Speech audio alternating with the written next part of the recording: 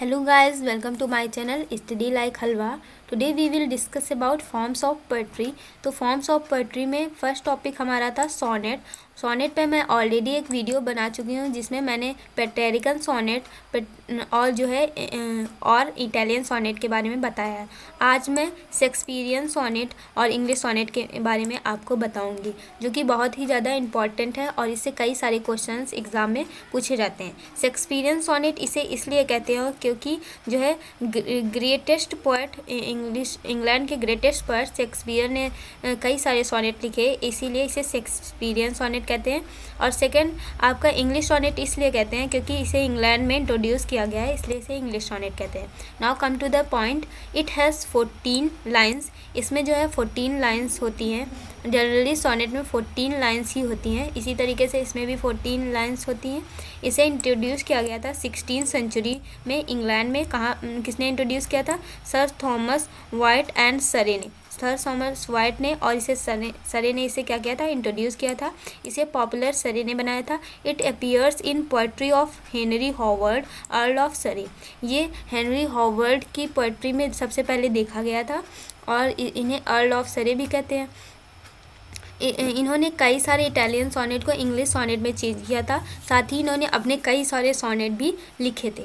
तो देख लेते हैं फीचर्स क्या क्या होते हैं आपके शेक्सपियरियन सोनेट के. तो शेक्सपियरियन सोनेट के इनमें 3 क्वाट्रेन होती हैं, यानी each line contains 4 stanza. Quatrain क्या होता है? Each quatrain has 4 lines stanza. Her quatrain का अर्थ होता है 4 लाइनों का एक स्टैंजा.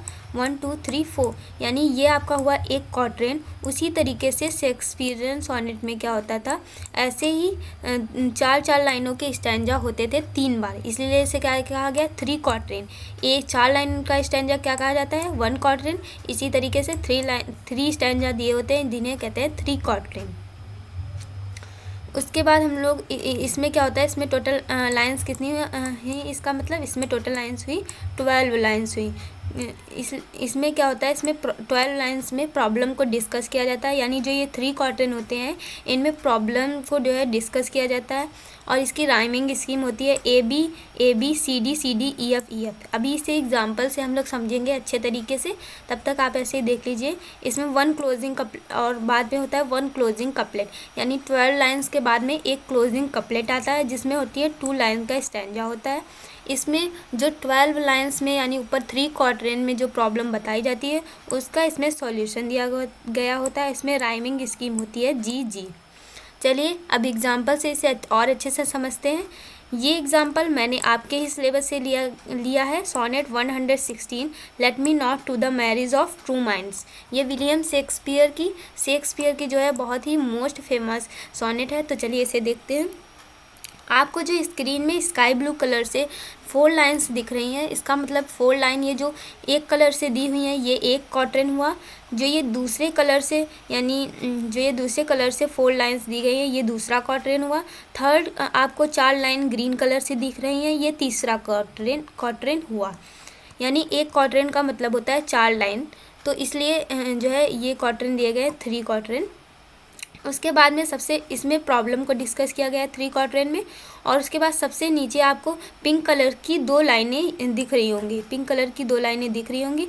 ये है 1 क्लोजिंग कपलेट. 1 क्लोजिंग कपलेट में एक जो होता है 2 लाइन का स्टैंजा होता है. 1 क्लोजिंग कपलेट जिसमें क्या बताया जाता है, जिसमें ऊपर दी गई प्रॉब्लम का सॉल्यूशन नीचे बताया जाता है. तो अब हम लोग राइमिंग स्कीम की बात कर लेते हैं. अगर आपको ये नहीं समझ में आया तो मुझे कमेंट करिए, मैं वापस से आपको समझाऊंगी वीडियो के साथ. इसमें देखते हैं, इसमें हम लोग राइमिंग स्कीम की बात कर लेते हैं. तो आपको यहाँ दिख रहा होगा माइंड्स दिख रहा होगा आपको यहाँ पे, और जो है माइंड्स. और इसी तरीके से यहाँ आपको दिख रहा होगा फाइंड्स. माइंड्स फाइंड्स ये राइमिंग वर्ड है तो इसे हम लोग ए नाम दिया है हमने. और लव और उसके बाद है रिमूव, ये राइम वर्ड यहाँ पे है तो इसे बी. तो इसकी राइमिंग स्कीम हो गई है ए बी. उसी तरीके से नीचे आ जाते हैं, सेकेंड क्वार्टरेन में आ जाते हैं हम लोग. इसमें मार्क का ही आपको राइम वर्ड दिख रहा होगा बार्क, तो मार्क बार्क सी ये हो गया. और सेकेंड का राइम वर्ड क्या है? टेकन. तो इसी तरीके से सी डी यानी फर्स्ट क्वाड्रेंट था ए बी राइम स्कीम, दूसरे क्वाड्रेंट में सी डी, तीसरे क्वाड्रेंट में चीक्स और वीक्स एक तरीके से हैं, तो इसमें ई और कम और डूम एक तरीके से हैं, तो ये एफ यानी ई एफ। अर्थात 3 क्वाड्रेंट में आपका A B C D E F और जी राइम ई एफ हुई, और एक क्लोजिंग कपलेट है उसमें प्रूव्ड और लव्ड दिया गया है। ये है राइम वर्ड, तो जी, तो यानी इसका राइमिंग स्कीम क्या हुई, जी। तो टोटल राइमिंग स्कीम आपकी क्या हुई, A B C D E F और जी। जितने भी पोएट शेक्सपियरियन सोनेट या इंग्लिश सोनेट लिखते हैं उनकी राइमिंग स्कीम यही होगी। अगर आपको वीडियो पसंद आया है, समझ में आया, तो आप इसे लाइक करिए, और जो है और अच्छे वीडियोस पाने के लिए चैनल को सब्सक्राइब करिए, साथ ही बेल आइकन को भी दबाइए और इसे ज़्यादा से ज़्यादा शेयर करिए। Thank you for watching.